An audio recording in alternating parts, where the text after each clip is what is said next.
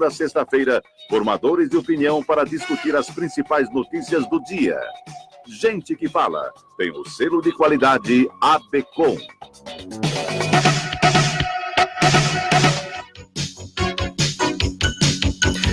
Olá, ouvintes, internautas, boa tarde, bem-vindos ao programa Gente que Fala. Eu sou o Mauro Friesman, nós estamos na Rádio Trianon AM 740 de São Paulo e também pela Rádio Universal AM 810 de Santos, ao vivo por imagem, nas redes sociais, pelo Instagram, @programa Gente que Fala e também na nossa fanpage, anote facebook.com/programa Gente que Fala. Visite o nosso blog, gentequefala.com.br e participe pelos telefones 3289-3580 e 5052-5555.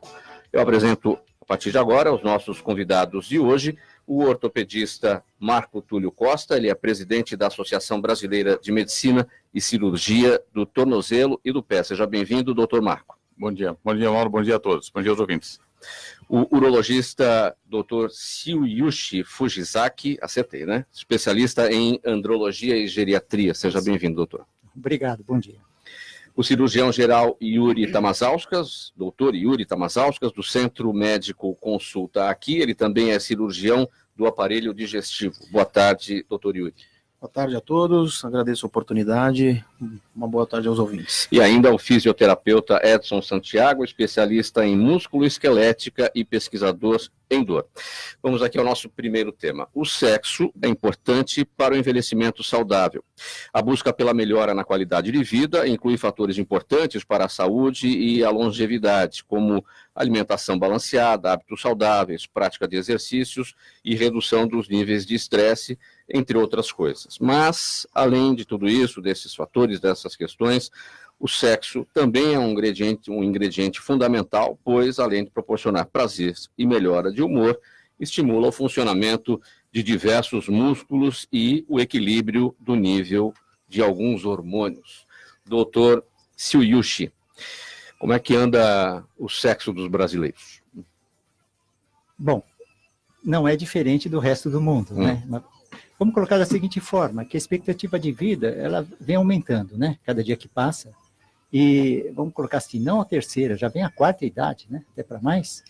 É lógico que com a longevidade, é lógico que aumenta também a qualidade de vida e as condições de saúde, né? Então, o paciente, quando ele tem ele quer manter essa qualidade de vida, é lógico que ele gostaria de manter as condições que ele já tinha anteriormente, ou seja, uma atividade, no caso, sexual, né? No caso do homem, é muito importante para que ele tenha uma condição de ereção peniana. Quando falta isso, ele se sente, vamos dizer assim, de certa forma, incapacitado, né? Agora, é muito importante se colocar o seguinte, que até desde que ele tenha uma saúde, né, geral, razoável, ele tem condição de manter uma condição sexual também. E é muito importante porque o indivíduo, vamos supor que ele tenha até os 50 anos, metade da vida, sempre teve uma atividade sexual. Quando ele perde essa condição, ele se sente, de certa forma, debilitado. E isso, a autoestima dele tende a declinar. Então, é muito importante que ele mantenha essas condições que ele já tinha antes, para que ele continue sendo motivado para, vamos dizer assim, para ter uma vida saudável, futuro. Sim, agora, para manter a atividade sexual em dia, digamos assim, nessa faixa de idade que o senhor destacou, a partir de 50 anos, claro que tem que tomar cuidado com a prevenção, né? Tem que colocar a prevenção em primeiro lugar. Sim. E o homem não costuma fazer prevenção. Então, como é que se conscientiza a população masculina da necessidade disso? Exatamente. Com relação, veja, em todas as patologias ou doenças que podem, vamos dizer assim, acometer um indivíduo, é muito importante a base, né? Uma condição de saúde. E a condição de saúde, que seria a forma de prevenção, ela é dada através de uma dieta adequada, né, e atividade física. Isso é básico para todos, né, para todas as doenças. E para a atividade sexual também, porque ela depende das condições circulatórias, hormonais, do metabolismo geral também, né. Então, qualquer condição preventiva de uma boa saúde ajuda também a prevenir, ou seja, manter uma condição sexual por mais tempo, né. E quando necessário, é lógico que existem ajuda, né, tratamentos médicos de ordem, vamos dizer assim, laboratorial, medicamentosa, que possa melhorar o fluxo sanguíneo, né, no caso de ereção, vamos colocar. Nos casos hormonais, quando muito bem indicado, é lógico que é muito bem-vinda também, né? Porque envolvendo a parte metabólica, os hormônios com as alterações que vêm também com a idade, vamos colocar desta forma, elas podem, vamos dizer assim, debilitar também uma condição de calcificação, a parte óssea, a parte muscular. Então, o equilíbrio metabólico na parte hormonal também é muito importante, que pode ter uma reposição também, dependendo da necessidade. Agora, e em relação às mulheres, o que elas precisam fazer ao longo da vida em termos de prevenção para não sofrer na chegada da menopausa com esses efeitos da queda de libido e tudo mais, que também vai afetar toda a atividade sexual? Sem dúvida. A condição hormonal da mulher é diferente da do homem, né? Nos homens, o hormônio masculino ele é produzido pelos testículos, né? Isso no decorrer de toda a vida. Existe um declínio natural em função da vinda da idade, mas na mulher é completamente diferente. Como você disse, a menopausa, né? Existe uma idade, 45 a 55 anos, que pode ocorrer essa menopausa, ou seja, seria uma parada brusca de alguns hormônios, né? Isso afeta muito o metabolismo da mulher.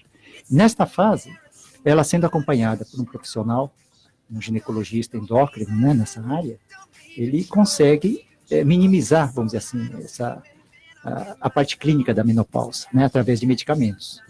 E com tudo isso, ela pode manter uma condição também sexual, vamos dizer assim, com relação ao interesse. Sim, eu falei aqui sobre os fatores importantes para a saúde e a longevidade. O primeiro deles eu destaquei a alimentação balanceada. Então, vou perguntar aqui para o doutor Yuri, quer dizer, qual é a relação que a gente pode encontrar entre essa questão da atividade sexual e a alimentação balanceada, já que o senhor é um cirurgião do aparelho digestivo.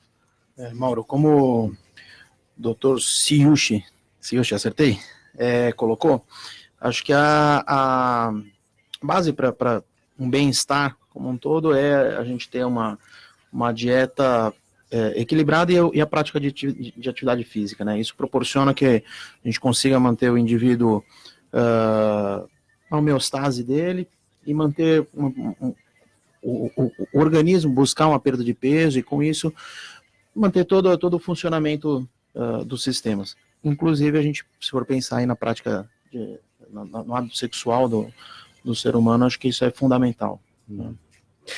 Doutor Marco, que relação a gente pode encontrar entre essa questão da atividade sexual para o envelhecimento saudável com a sua área, que é a ortopedia? Mauro, eu acho que o que já foi comentado de, obviamente, controlar peso, alimentação balanceada, isso é muito importante.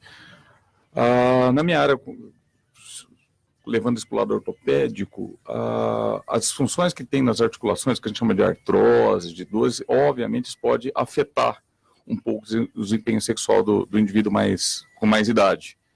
Então, a própria dor em si, né? Porque... A própria dor pode afetar, atrapalha bastante. Uhum. Mas a gente consegue equilibrar toda essa situação aí hoje em dia. Tem bastante técnica, bastante coisa que se pode fazer para ajudar esses indivíduos de idade mais avançada que tem artrose, que tem algum problema que atrapalha. Com a ajuda de um fisioterapeuta, no caso, claro. Que é o Edson aqui. É verdade. Muito importante que o Marco falou, quando o paciente ele tem dor, uma das relações que ele pode acontecer é diminuir também o processo de depressão, né, de medo, para fazer certos movimentos. E isso daí é uma das causas que o paciente ele tende a evitar fazer qualquer tipo de movimento, né? E conforme ele vai evitando, a gente consegue perceber que quanto mais ele evita, mais ele vai ficando inativo. E ficando inativo, ele vai tendo outros problemas, né? Que nem o Dr. Yuri comentou, ele pode ter aumento do sobrepeso, pode ter outras alterações aí na parte hormonal também. Muito bem, mudando o tema aqui da nossa discussão no programa Gente que Fala, o refluxo gastroesofágico pode ser controlado. O refluxo gastroesofágico é uma doença muito comum que afeta milhões de pessoas no mundo todo, causado pelo retorno de alimento, suco gástrico ou bile do estômago em direção ao esôfago. Segundo especialistas, trata-se de uma doença crônica, mas que pode ser controlada com tratamento clínico ou cirúrgico conforme a gravidade do caso. Doutor Tamazauskas, Yuri Tamazauskas, é fato que 80% das pessoas que têm refluxo gastroesofágico não sabem que tem este problema? Bom, primeiro, eu vou falar que a gente não está mudando o tema, né? Eu acho que realmente está tudo interrelacionado, tudo entrelaçado, né? Sim. Bom, sim, a gente tem uma alta taxa de pessoas que não sabem que tem o refluxo gastroesofágico, que elas experimentam alguns sintomas, experimentam algumas condições, não buscam ajuda, ou quando buscam acabam sendo subdiagnosticadas e não faz o diagnóstico correto do refluxo gastroesofágico. Então, assim, se a gente for pensar em números americanos, né, nos Estados Unidos, a gente vai falar cerca de 40% da população já experimentou algum tipo de sintoma do refluxo gastroesofágico, ou seja, queimação, azia, que a gente traduz em termos médicos como pirose. O principal deles, o primeiro é a queimação? O principal é a queimação, é a azia, que traduzindo em termos médicos é a pirose, tá? É a queimação retroesternal, enfim. E 7% também, como em números, pensando na população americana, 7% experimentam esses sintomas diariamente. Trazendo para a nossa realidade, a gente vai ter que 15% da população brasileira tem algum grau de refluxo. Não necessariamente refluxo severo, mas algum grau de refluxo, desde os níveis mais leves até os mais avançados. Como foi colocado, o principal fator, né, para a gente entender o refluxo do conteúdo do estômago para o esôfago, um mau funcionamento, um relaxamento da válvula que nós temos entre o esôfago e o estômago. Essa válvula se chama esfíncter inferior do esôfago. É só para deixar mais claro para o público que não Claro, entende os termos, o esôfago é o tubo digestivo, é por onde passa o alimento, quando a gente engole o alimento, para a chegada no estômago. Perfeito. Então, lá no final existe uma válvula. Perfeito. Nós temos então a boca, a faringe, a continuação é o tubo, que é o esôfago, que atravessa o tórax, né, atravessa a nossa caixa torácica e leva o alimento até o estômago, já no abdômen. E aquela queimação é no esôfago. No esôfago. Então o refluxo se dá por um mau funcionamento da válvula que existe entre o esôfago e o estômago. Esse mau funcionamento pode estar relacionado a diversos fatores, como obesidade, abuso de álcool, erros alimentares, então abuso de café, abuso de frituras, chocolate, tá? Ou mesmo alguma questão mecânica. Então, quando a gente tem um mau posicionamento dessa válvula, desse esfíncter, o termo médico é esfíncter, então quando nós temos um mau posicionamento dessa válvula, nós temos uma questão mecânica envolvida, e esses casos são passíveis de cirurgia. Tá? Muitos desses casos vão à cirurgia ou...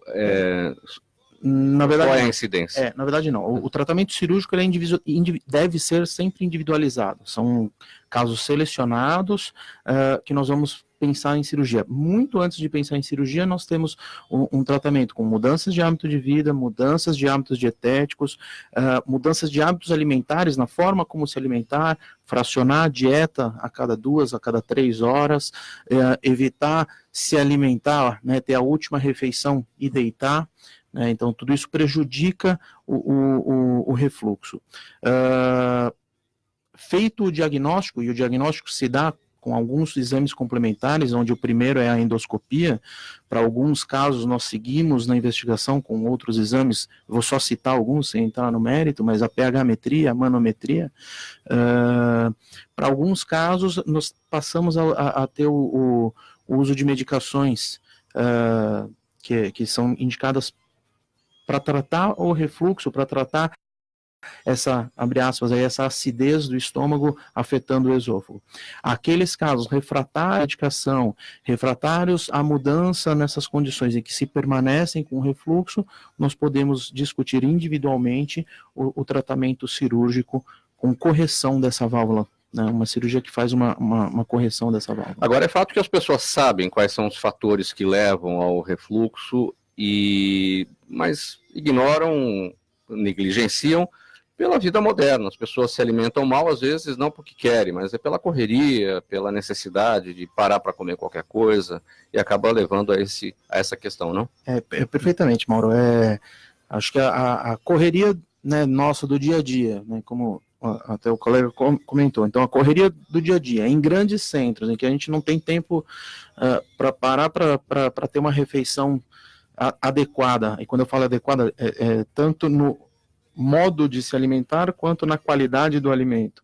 Então isso tudo prejudica e favorece muito o aparecimento de doenças como a que nós estamos abordando, o refluxo. Além do incômodo que o refluxo causa, essa queimação, problemas às vezes até respiratórios das vias aéreas, conforme o grau desse refluxo, quais são as implicações de negligenciar isso, do não tratamento? Porque uma coisa é o estômago e o suco gástrico está lá, e outra coisa é o esôfago, que não é preparado para receber esse refluxo, e essa queimação por um longo tempo pode trazer problemas mais sérios. Muito bem colocado. Então, primeiro assim, se a gente for falar de sintomas não relacionados ao trato digestivo, não relacionados ao esôfago, nós vamos ter alguns pacientes que apresentam infecções de ouvido de repetição, pneumonias de repetição, outras situações que são negligenciadas. Eu tenho sempre uma dor de ouvido, eu tenho sempre uma pneumonia 2, 3 vezes por ano, e nunca vai investigar, ou não acende uma luz ali para ir atrás, e vai atrás e acaba descobrindo que tem um refluxo que leva a essas outras condições. E claro que um paciente que é submetido a um refluxo, né, a esse conteúdo ácido por uma mucosa, né, por um revestimento interno do esôfago que não é preparado para receber essa acidez, isso a longo prazo, cronicamente, pode ter outras consequências, até algumas lesões, uma situação...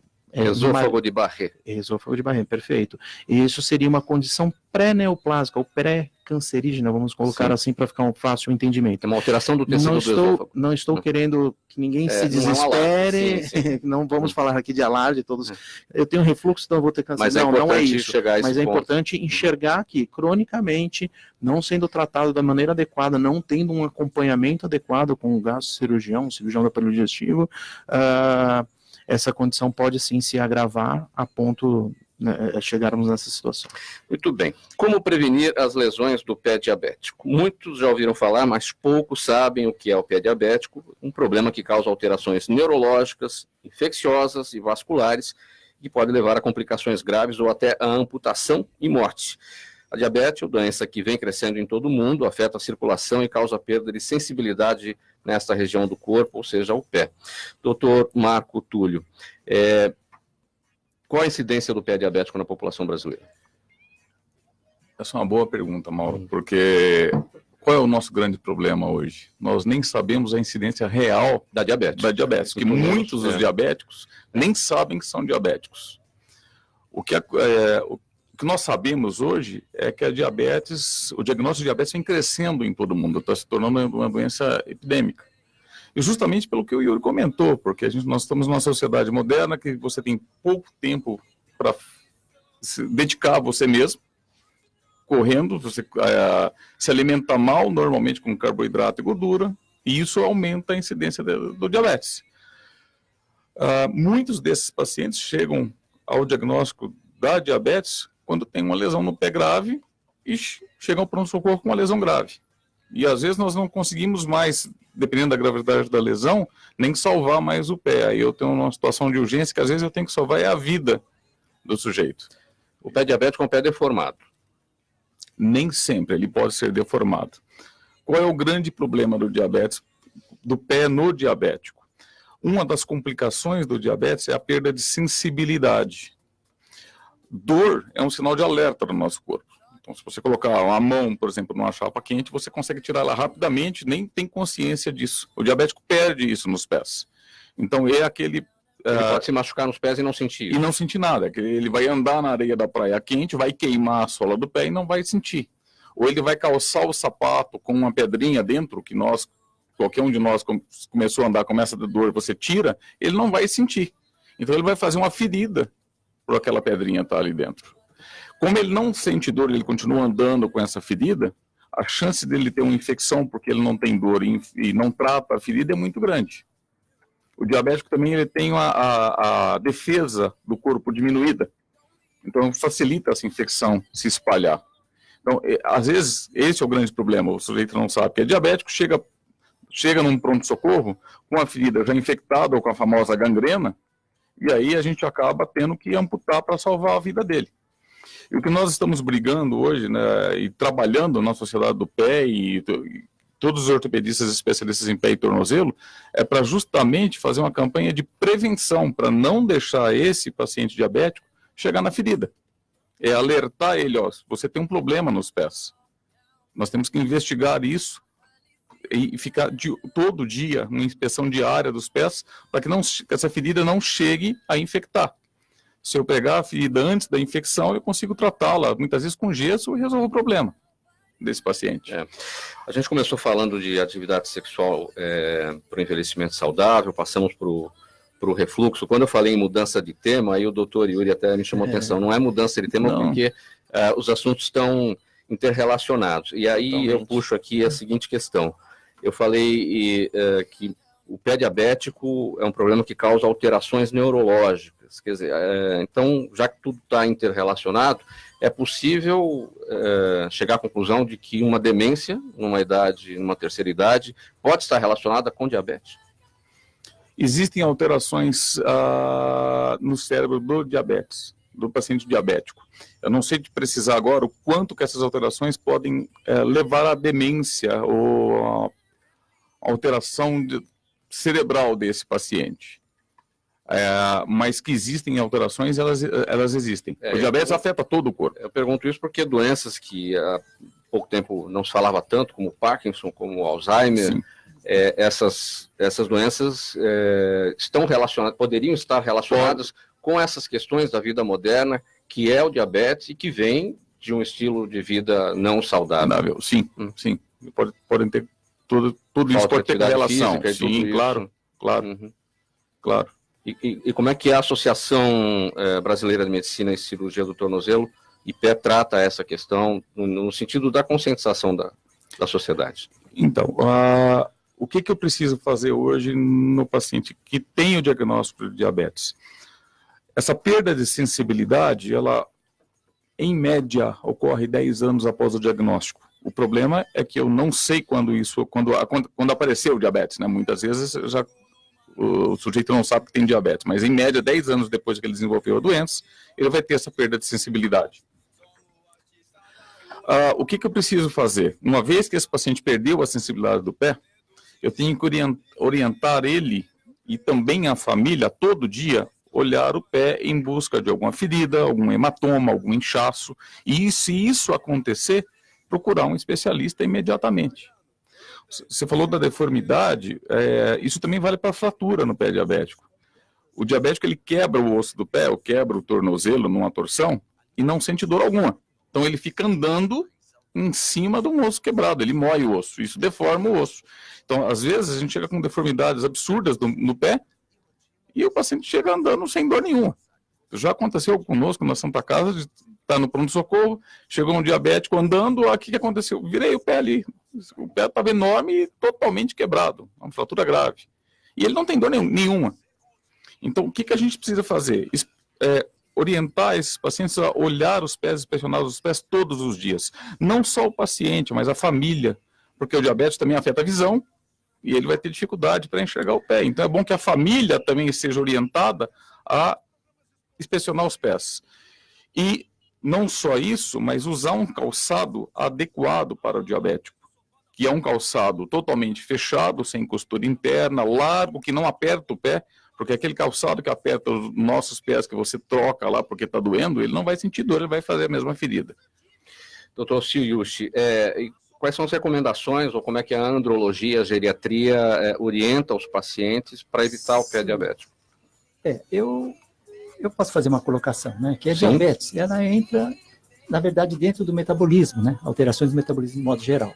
Então, veja só, obesidade, colesterol, né? Até se coloca como quem tem colesterol já tem uma tendência a desenvolver uma diabetes, né? Tá? Uma condição hepática também, né? Gordura no fígado e tal também. Agora, quando se diz em pré-diabético, né? Seria aquele paciente que não é diabético ainda. Vamos diferenciar bem, né? Então, quando se já tem lesões, né, ortopédicas e tal, já seria uma fase posterior, já seria uma sequela. Né? Quem é o pré-diabético? Tá? Qual é o nível de glicemia? Aquele que não é diabético ainda. De 90 a 110 seria a taxa de glicose e glicemia. Né? A partir de 120 é considerado diabético. Mas veja só, a glicemia em jejum é um exame assim muito variável, né? Vai depender do que se alimentou, das condições do dia anterior também. Né? Então, existem outros exames que tiram uma média, né? a condição média. Vamos colocar assim, você tem um saldo bancário do dia e tem um extrato, saldo médio, né? Então existe exame... Aquela medição de alguns meses. Em medicina, né, todos sabem, hemoglobina glicada, Boa glicolizada. metáfora. É um exame que seria o saldo médio. É o melhor que a glicose em jejum. Né? Fora isso, tem outros exames de laboratório, que é normalmente solicitado, está disponível, que dá para se enquadrar mesmo. Né? No passado tinha a curva glicêmica, hoje tem exames mais atuais, mais simples, né, mais fáceis. Então dá para se fazer um diagnóstico. Esse paciente ele é pré-diabético ou é diabético? Né? A tendência é tratar o quanto antes. Ou seja, até o pré-diabético, o indivíduo que não é nem diabético ainda, ele está tendo um tratamento com medicamentos para evitar. Essa coisa da média que o senhor está destacando é mais ou menos assim, é aquela pessoa que quer burlar a dieta, então ela vai fazer o exame no dia seguinte, ela fala, bom, eu vou comer um boi hoje. Com certeza. Não vou comer hoje, porque eu comi um boi ontem, eu vou ver se eu engano o médico. Por exemplo, Mas o médico sabe pela hemoglobina, naquela média, como é que ela se comportou ao longo do tempo. Pós-período de férias, né? Final de ano, né? Em janeiro é normal o pessoal estar com colesterol alto, o nível de diabetes também, a glicose. Mas dá para se avaliar perfeitamente, né? Quer dizer, além de IPVA, IPTU, tem também tudo isso em janeiro e fevereiro. Tem, exatamente. Tem umas taxas a mais, né? Muito bem. E hoje tem alguns exames que o paciente tem mesmo para fazer. Antes tinha muito aquele só de ir lá e furar o dedinho, né? Hoje não, ele já tem aquelas bombinhas que ele pode colocar, porque ele automaticamente ela já vai medir, já vai fazer incisão já de insulina. Tem aquele outro também, que ele fica aqui na parte posterior do braço, na região do tríceps, que ele mesmo ele já consegue fazer o controle. Então isso daí é uma coisa assim que tem que estar vindo, né? Tá ficando popular, mas ele é feito agora hoje com uma parte de uma sociedade um pouco mais privilegiada. Isso que o Edson está falando é importante, porque a gente sabe que essa neuropatia ela está totalmente relacionada ao controle glicêmico. Isso. Quanto mais eu conseguir controlar a minha glicemia, mais eu consigo retardar ou, de repente, pode nem aparecer essa neuropatia. Sim. Então, o mais importante no diabético hoje, e eu acho que com os avanços da medicina moderna hoje, é que o diabético hoje tem uma vida quase que normal. Só que ele tem que ser um sujeito muito regrado, com alimentação, com atividade física. Ele precisa ser um sujeito regrado hoje para evitar complicações. Bom, eu quero pedir a licença aqui para todos os participantes desse programa Gente que Fala, para conversar por telefone com a dermatologista doutora Ana Carla Oliveira, ela é do Hospital da Pele. Boa tarde, doutora Ana Carla. Boa tarde, Mauro. Boa tarde a todos. Eu queria agradecer o convite. Obrigada. Nós que agradecemos a sua participação. Nosso tema de hoje é dermatite seborreica. O que vem a ser, doutora Ana Carla? A dermatite seborreica, ela é conhecida popularmente como caspa. É uma doença inflamatória crônica, muito comum, afeta tanto homens quanto mulheres. Vai desde a adolescência até a idade adulta. E pode ocorrer também em recém-nascidos, mas é autolimitada e geralmente melhora até o 6º mês de vida. Ela vai causar uma descamação do couro cabeludo. Desde uma descamação fina até uma descamação mais grosseira, podendo ocasionar coceira, né, o prurido. Além disso, pode agravar um pouco de queda de cabelo. Mais comum em homens ou mulheres? É mais comum em homens. Bem mais comum em homens do que mulheres. Agora, curiosidade. Sim, é fato que acontece, a gente está no outono, é fato que acontece mais nessa época do ano, ou daqui para frente um pouquinho, a partir do momento em que, com a chegada do inverno, da temperatura mais baixa, as pessoas passam a abusar um pouco mais da água quente para lavar o cabelo, enfim. Exatamente, a água quente é um fator de piora, assim como o secador muito quente, qualquer coisa que esquente muito a cabeça, porque vai piorar a oleosidade. E aí vai ser mais intensa a dermatite seborreica. Uhum. Ou seja, quando estimula essa oleosidade, acaba chegando no problema. Isso, fatores como ansiedade, estresse, a lavagem, a pouca lavagem do couro cabeludo, além do secador quente, da água quente, eles vão estimular mais a oleosidade e aí vai ter mais dermatite seborreica. Não tem contágio, né, de uma pessoa para outra? Não, ela não é contagiosa, então não vai se adquirir por pentes, escovas de cabelo que se pega emprestado, não vai pegar porque usou um boné ou um chapéu de alguém que tenha a dermatite seborreica. Mas tem um efeito estético ruim, né? Aquela caspa caindo na roupa, é um negócio que chama atenção, né? Esteticamente ninguém gosta, ainda mais tá com uma roupa preta, por exemplo, e aí vê aquele farelinho na roupa, isso é bem indesejável mesmo. Por isso que é importante procurar tratamento. Bom, doutora, a senhora já falou da prevenção, basicamente evitar água muito quente, evitar o secador de cabelo muito quente. O que mais que a gente pode apontar?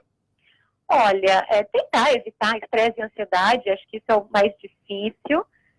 Tentar lavar, assim, o couro cabeludo mais frequentemente, né, em dias alternados ou todos os dias, isso ajuda. Lavar com uma água mais fria para morna, não muito quente. E fazer o uso de shampoos, loções, cremes e até medicamentos orais, dependendo de caso a caso. Então, o tratamento, como é que funciona? Então, o tratamento, ele vai depender da gravidade. Então, quanto mais grave, maior o tempo de tratamento, e aí a gente provavelmente vai usar medicamentos orais. E aí o dermatologista vai prescrever de acordo com cada paciente. Agora, no dia a dia, para uma caspa mais leve, os shampoos anticaspas, eles já são suficientes para ajudar.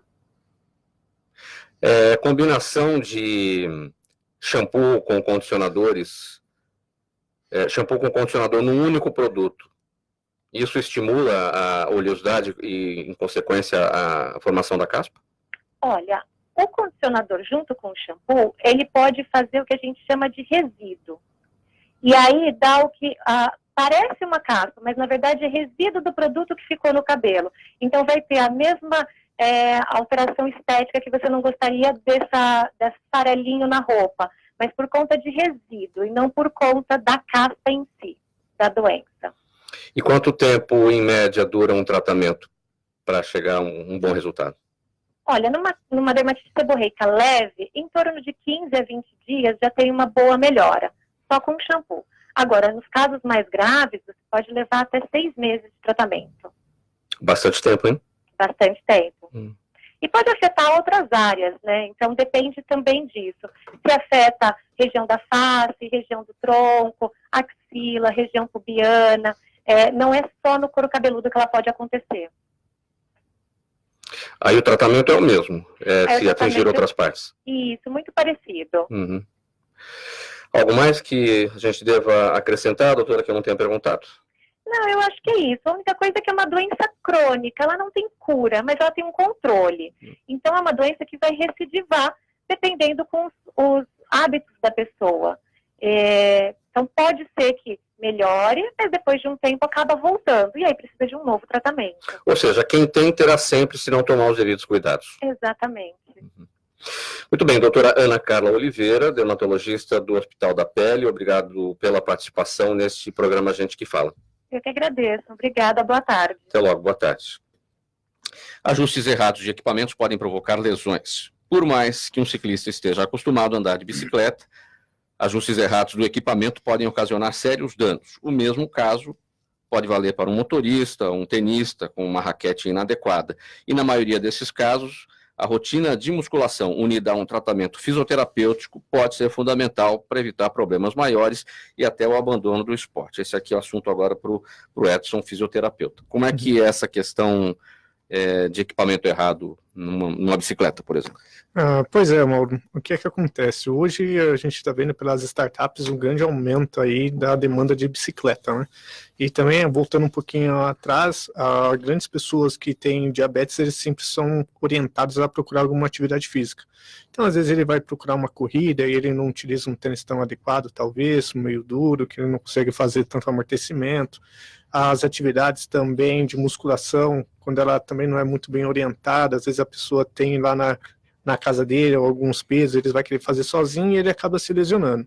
Então, o que a gente tem que pensar é que a prevenção ela sempre vai ser o melhor caso.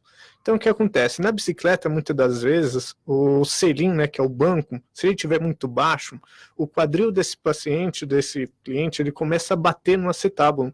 E aquilo dali começa a ter lesões ali na região do quadril. Justamente pode ser um can, né, que é o aumento ali do trocânter, pode ser um pincer também, que são lesões que acontecem bem ali. Lesões no joelho também são muito acontecem, né, com esses pacientes? Porque quando ele levanta mais de 90 graus o joelho dele, ou seja, quando ele fica mais ou menos, quando você está sentado na cadeira, você já fica a 90 graus.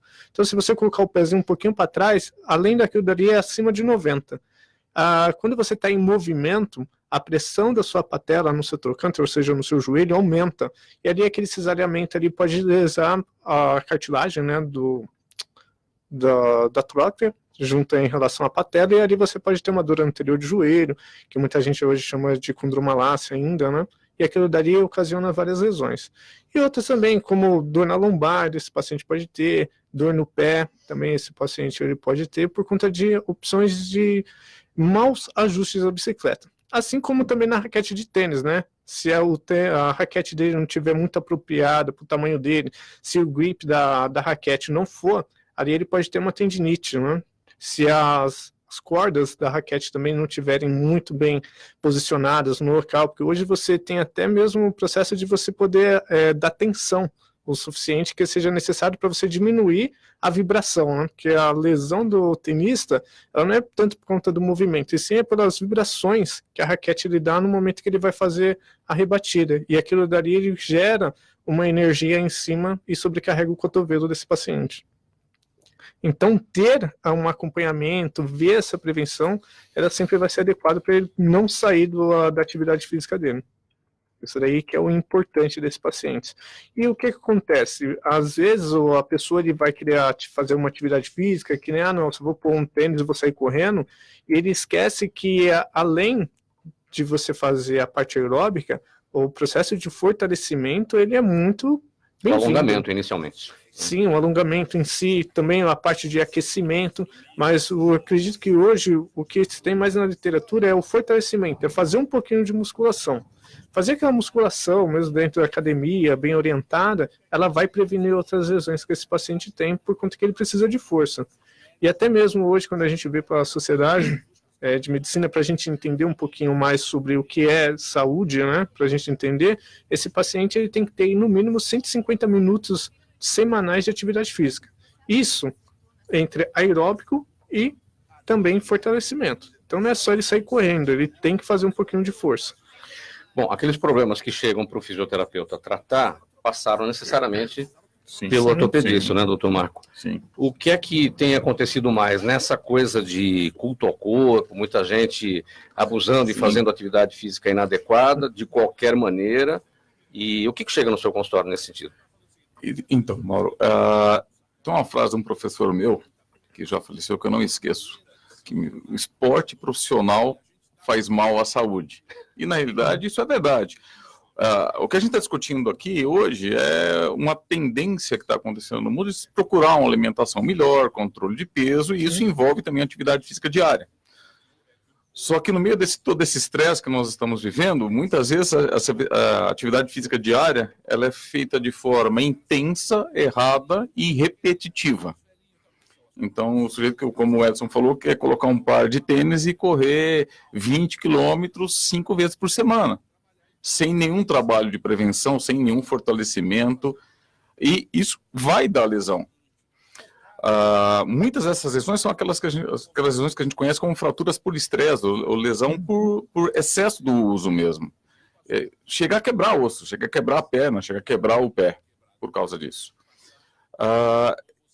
Esse tipo de lesão vem aumentando, obviamente.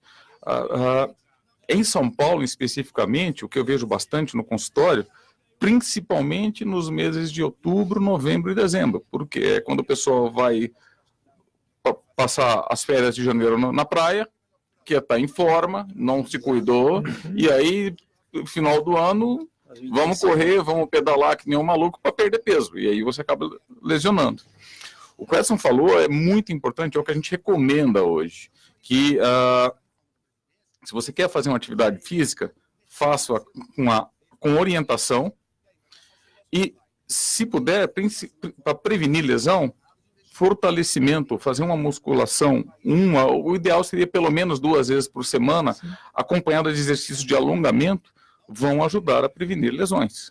É aquela história do pecar pelo excesso, que você falou agora, e pecar pela falta. Aí a gente pode pegar a geração anterior, quer dizer, quem está na terceira idade hoje, né, doutor Ciriucci, que não fizeram a atividade física que deveriam ter feito e que estão enfrentando os problemas por isso, né? E aqui a gente está falando daqueles que estão pecando pelo excesso. Atividades repetitivas, né? No caso de hoje, veja só, existe o veículo, né, que transporta, né, para qualquer lugar, o trabalho, o lazer.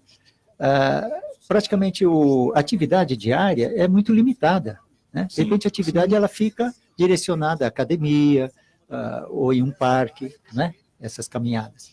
E daí se torna repetitivo, né? Enquanto que no passado, não, você teria que subir escada, descer escada, então teria outras atividades. Isso vai fortalecendo também de um modo geral.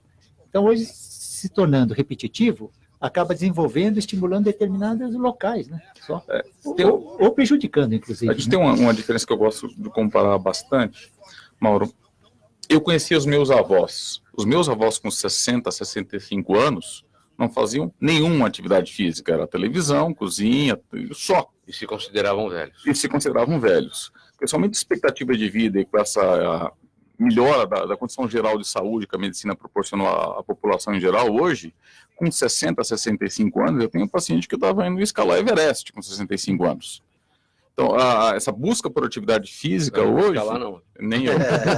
Eu também não. Obrigado. Mas essa busca por atividade física hoje, da população, até pela população mais idosa, ela também está aumentando. E isso acaba acarretando lesão. Porque, como foi dito, essa busca se torna, às vezes, repetitiva, sem uma educação adequada do corpo para praticar essa atividade. E isso acaba aumentando a lesão. Isso que o Marco comentou, né, da terceira idade fazendo atividade física, algumas 2 semanas atrás, é um artigo bem interessante, falando que pacientes que começaram a fazer atividade física após os 40 anos e aqueles que começaram antes dos 40 anos, os dois tiveram uma longevidade melhor de qualidade de vida, mas não teve diferença estatística. Então, pessoas que querem fazer uma atividade e acham que está um pouquinho velho, acima dos 40, pode começar, porque os benefícios vai ser o mesmo que quem começou com 20. Eu acho também, né, doutor Marco, com relação a tempos modernos, né, tempo Sim. atual, o índice de obesidade está aumentando no mundo todo, ou seja, todo mundo está acima do peso ou obeso mesmo, né? Com isso existe uma sobrecarga na estrutura que ele tem na primeira, vamos falar na primeira idade, né, até os 40, 50, a parte óssea, muscular, principalmente a óssea, né? Ela foi preparada para aquele determinado peso, né? E a partir daí, com o aumento do peso, acaba sobrecarregando a estrutura, né? Doutor Yuri. Bom, acho que o tema tem, de novo, aí o tempo todo se interrelacionou novamente. Acho que a gente falou aqui muito de obesidade, fraturas patológicas, em algum momento foi falado de artrite, artrose, levando o paciente a procurar uma ajuda em consultório. E assim, como cirurgião do aparelho digestivo e cirurgião bariátrico e metabólico, que eu também trabalho muito na área de cirurgia bariátrica, procura por obesidade é muito grande, e às vezes são nessas situações que o paciente acaba nos procurando. E o que eu sempre bato, até estava conversando com o Dr. Ciriucci antes da gente entrar no ar, a dieta e a atividade física é a base do tratamento para obesidade, né? Então é cuidar da alimentação. Quando eu falo cuidar da alimentação, não é jejum, né? O pessoal, não vou mais comer nada. Pelo contrário, você tem que saber comer. Saber comer melhor, saber não comer engorda, né? Não comer engorda. Porque o corpo armazena energia sabendo que não tem alimento. O que eu sempre falo no consultório, o paciente passa o dia inteiro em jejum, ele vai chegar à noite, ele vai comer o que ele encontrar pela frente. Vai comer a geladeira, vai comer o armário, vai comer o fogão, vai engolir tudo. E o outro pilar é a atividade física. E da mesma forma eu falo, não é para sair do consultório e começar a correr em volta do quarteirão. Pelo contrário, né? Como foi falado pelo Edson e pelo Marco Túlio, é uma atividade física com acompanhamento, uma atividade física progressiva, uma atividade física balanceada e adequada. Então, com dieta e atividade física, você consegue perder o peso de uma maneira saudável. Para alguns pacientes, aí sim a gente pode lançar mão de procedimentos, cirurgia bariátrica, enfim, mas isso é um capítulo à parte aí que talvez não esteja entrando tanto na conta. Aliás, dizem que o que engorda não é o alimento, é o gosto do alimento, né? Faz comida sem gosto, se engorda, ninguém come, né? Comida sem gosto. Perguntas do público que estão chegando aqui. Aproveitar que o senhor está com a palavra, doutor Yuri. O refluxo pode ter causa e solução psicológica? Essa pergunta é da Juliana, do Jardim Bandeiras. Bom, causa psicológica e solução psicológica, acho que a gente estaria sendo um pouco categórico se a gente for abordar dessa forma. Obviamente que um paciente ansioso e que traduz essa ansiedade na forma de se alimentar, então tem uma alimentação compulsiva, por exemplo, a compulsão para o chocolate, o paciente que abre aspas, viciado em café, obviamente que esse paciente vai ter um índice de refluxo muito maior que a população em geral. O que eu sempre falo para meus pacientes, quem sou eu para proibir alguma coisa? Eu não vou proibir o paciente de tomar o café. Às vezes o paciente fala, não, eu só começo dias, minha cabeça entra no ar se eu tomar um café. Mas é saber que tem que diminuir a ingesta desses alimentos, como eu falei lá atrás, né? Então, café, refrigerante, chocolate, álcool, então tem que saber lidar com esses alimentos. Então, se eu estou lidando com um paciente ansioso, né? Então, foi colocado aí no nível psicológico, então, se estou lidando com um paciente ansioso, eu tenho que lidar com essa ansiedade para poder ajudar ele no refluxo dele. Edson Lourdes, de Embu das Artes, Grande São Paulo, pergunta os benefícios do RPG. É possível... Ele é possível para todas as idades, ou seja, essa técnica? Sim, ela é uma técnica de reeducação postural, né? Então, ela, independente da idade que você tem, crianças, adolescentes e idosos também tem. Reeducação postural global? Isso, a ideia seria isso daí mesmo. A ideia geralmente as pessoas se relacionam muito dor com a postura, né? Então, seria você melhorar a postura desse paciente para poder melhorar as dores dele. Quando ela vai fazer esse tipo de trabalho, ele não tem nenhuma sobrecarga articular. Então, por exemplo, ele é muito diferente de um pilates que você vai fazer força, né? Forças extremas. Lá não, ele vai colocando o paciente e o paciente ele vai ter na consciência corporal dele. É como se eu fizesse uma reprogramação no cérebro para ela começar a entrar dentro da linha. E isso daí você vai condicionando essa pessoa. Então, é um tratamento, é uma ferramenta, né, que a gente usa que é interessante, sim. Doutor Siushi, o Jaime do Jardim Bonfilholi quer saber qual a efetiva importância da reposição hormonal masculina. Veja só, é normal no organismo, todos os órgãos e tecidos, irem perdendo a sua função em função do tempo e da idade. Então, com relação ao hormônio masculino, a partir dos 40 anos, vamos colocar em média, existe um declínio constante, ele é constante, a partir dos 40 anos. Agora, isso varia de cada indivíduo. Então, vamos colocar 60 anos de idade. Tem pessoas que estão com níveis bem altas com relação a esse hormônio, e outros abaixo. Então, é individual, mas de modo geral, existe uma tendência e uma queda. Existe uma média, né? Então, abaixo do limite inferior, já é um candidato a uma reposição. Mas o que é muito importante são as contraindicações, que tudo que se dá de medicamento, hormônios, podem ter outros efeitos negativos também. Então, com relação... que já se fala para a mulher também tem as mesmas contraindicações para os homens. E o que é temido mesmo é com relação ao câncer, o tumor, né? Tanto na mulher também de mama e no homem com relação ao câncer da próstata. Inclusive tem tratamentos, né? Pacientes que já tiveram câncer de próstata, tumor de próstata, a princípio não está indicado reposição. Agora, veja, tem muitos estudos, né, que, pelo contrário, até colocam que não teria muita interferência, mas depende do caso. Então, tem casos que são totalmente contraindicados a reposição hormonal em homens que já tiveram tumores de próstata. Agora, os benefícios. É lógico que o hormônio masculino, a testosterona, ela está diretamente relacionada à calcificação óssea, a desenvolvimento muscular. Veja só, em academias, né, vamos colocar academias de modo geral, existem, na verdade, esses suplementos que eventualmente têm até esses hormônios para desenvolver a musculatura. Seria na parte mais estética até. Mas não se recomenda isso, né? O ideal é uma condição natural de exercício. Os homens continuam fugindo da prevenção, especialmente continuam fugindo do urologista, ou o Novembro Azul tem dado resultado, ou se não tem que fazer o ano inteiro azul? Não, tem dado resultado sim. Agora, uma notícia ainda que não mudou, né? Notícia que não mudou, o procedimento que não mudou é o toque prostático, né? Isso continua presente e muito importante, né? Então não tem ultrassom ou algum outro tipo de exame que vai suprir, vamos dizer, evitar a necessidade de um toque. Porque o toque prostático, além do volume, ele dá informação em relação à consistência. Na verdade, o objetivo é saber se pode estar desenvolvendo um câncer, um tumor ou não. Né? Doutor Marco Túlio, o Reginaldo do bairro do Limão pergunta quais os problemas que levam a pessoa a ter pé de charco. O pé de charcot, Charcot. É um neurologista francês do século XVIII, XIX. Desculpe a falha aqui, pé Não, de Charcot. é isso mesmo. Lembra quando eu comentei Não tem nada a ver com pé de Chateau. Não. É chato. É outra coisa completamente diferente. Lembra quando eu comentei da fratura?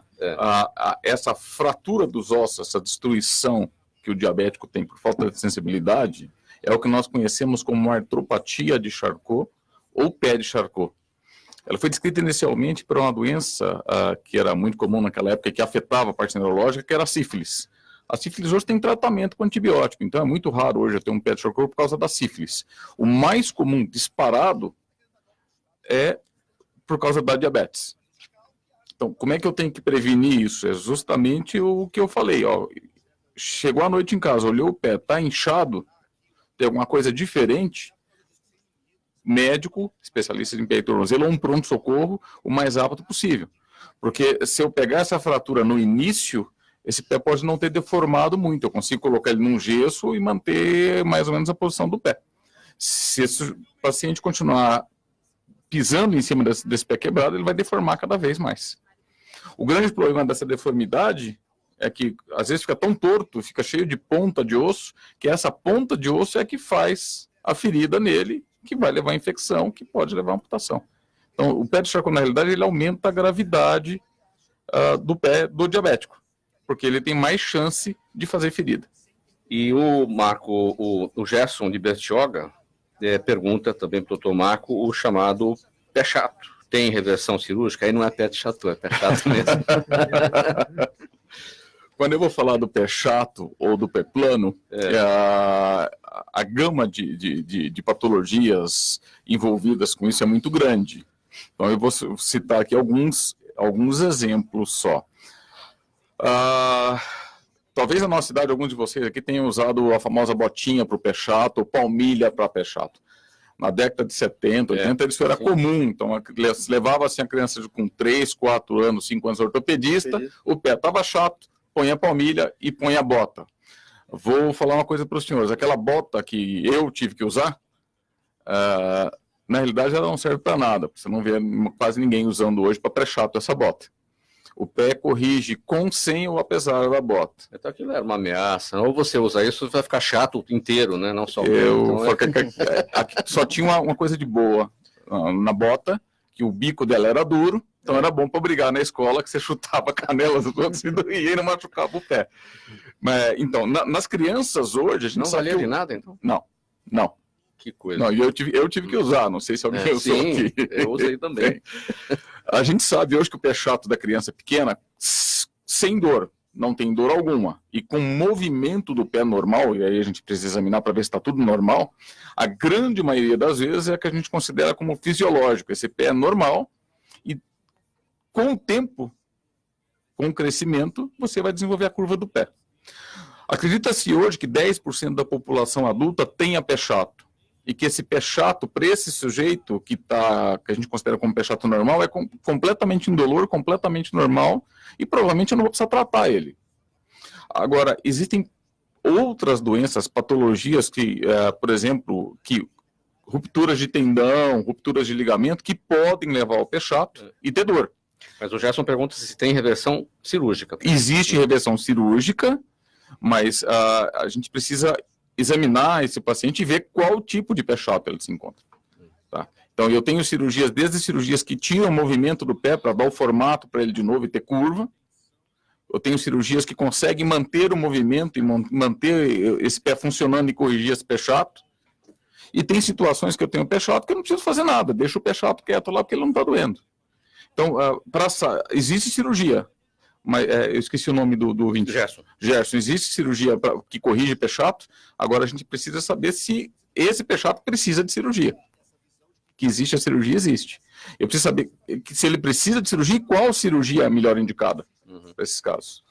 Doutor Marco, aproveitando que o senhor está com a palavra, sua conclusão sobre os temas colocados aqui hoje na mesa do programa Gente que Fala, para a gente começar a encerrar aqui o programa. Eu achei interessante o programa, porque apesar de a gente ter áreas completamente diferentes aqui, é o que o Yuri falou, acho que a gente focou muito na qualidade de vida saudável hoje aqui, né? Que é importante hoje eu tomar cuidado com a minha alimentação, o que é muito oferecido em propaganda hoje é carboidrato e gordura, mas a proteína e a fruta normalmente tem preços mais elevados e é mais difícil de você conseguir, e você não consegue se alimentar adequadamente, porque hoje está todo mundo com pressa na hora do almoço, né? A gente recorre ao fast food. E que o Edson falou, que eu comentei também, acho que a atividade física hoje regular, não intensa, não repetitiva, também é muito importante nesse processo de saúde da população geral hoje. Doutor Sio Yushi, sua avaliação sobre os nossos temas colocados aqui. Já passou a fase do IPVA, do IPTU, já estamos em abril, o colesterol já pode cair também. Agora já pode, né? Eu queria fazer uma consideração com relação à qualidade de vida na parte sexual, né? Vamos colocar do homem, né, principalmente, com relação a essa queda, vamos colocar assim, da ereção, né, da firmeza peniana. Quando elas não respondem a tratamentos clínicos, né, medicamentosos, existe um implante de uma prótese peniana, né? Então, quando nós colocamos em prótese, é lógico, lembrando das mulheres, né, tem as próteses de mama também, né?